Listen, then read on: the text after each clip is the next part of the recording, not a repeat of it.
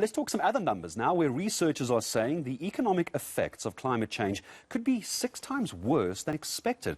More natural disasters are being linked to climate change, as we've all been reporting on. The situation, though, is expected to get even worse until global net zero emissions are achieved. That's the ultimate goal, but how close are we to that? Is it even possible, considering how much we rely on big industry? Well, let's discuss that with an expert, Professor Francois Engelbrecht from the Wits Global Change Institute. Prof, good morning to you, and we take a look at 6 times worse than global GDP. This is by the year 2100, and this is where I want to start.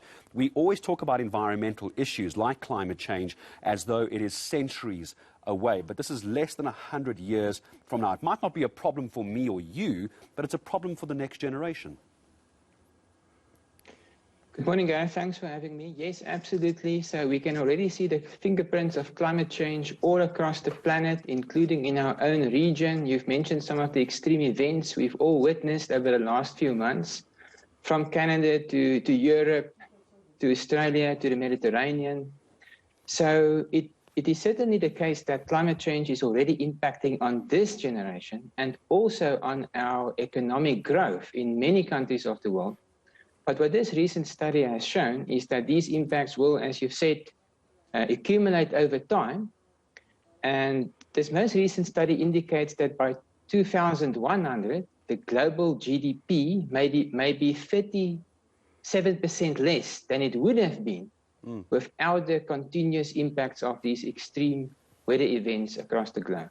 Help me understand why that is, Prof. I'll tell you why I'm not quite getting it.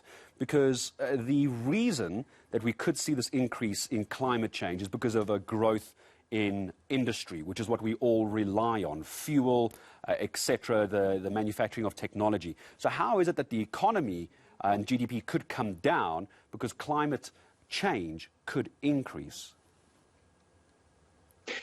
Well, it's important to understand that this study does not point out that the global GDP itself will come down. It's pointing out that its growth will be substantially less in the presence of dangerous climate change, as we call it in climate science.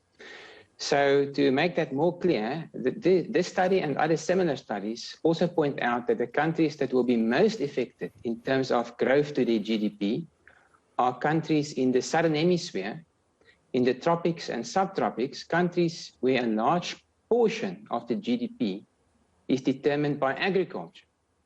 And then it becomes easy to understand. We all know how drastically long-lasting droughts can impact on agriculture, or how a big flood event, for example, the 2019 floods in Mozambique, can wipe out half of the maize crop in a single flood event.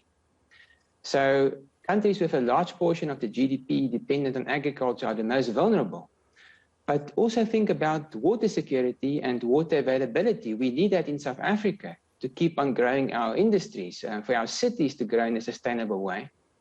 And if we should have more long-lasting droughts causing these day zero type events in cities such as Cape Town or even in Johannesburg, then of course there will be substantial impacts on economic growth, and it will be slowed down substantially.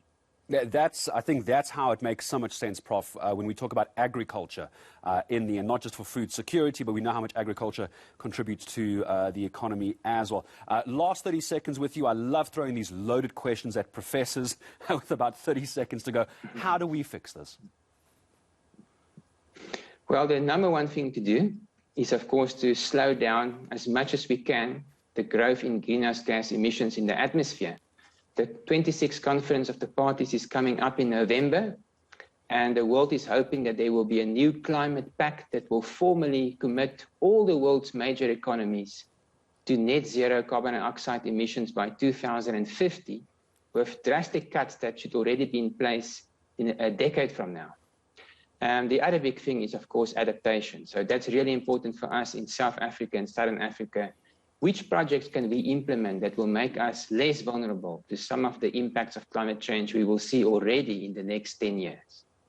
I think our heritage, as part of Heritage Month in South Africa, should be trying to clean up our greenhouse gases. Professor Francois Engelbrecht, always a pleasure to have you with us, unpacking such incredibly important issues regarding GDP and also climate change. He is from the Wits Climate Change School at the Institute at Wits University. Now,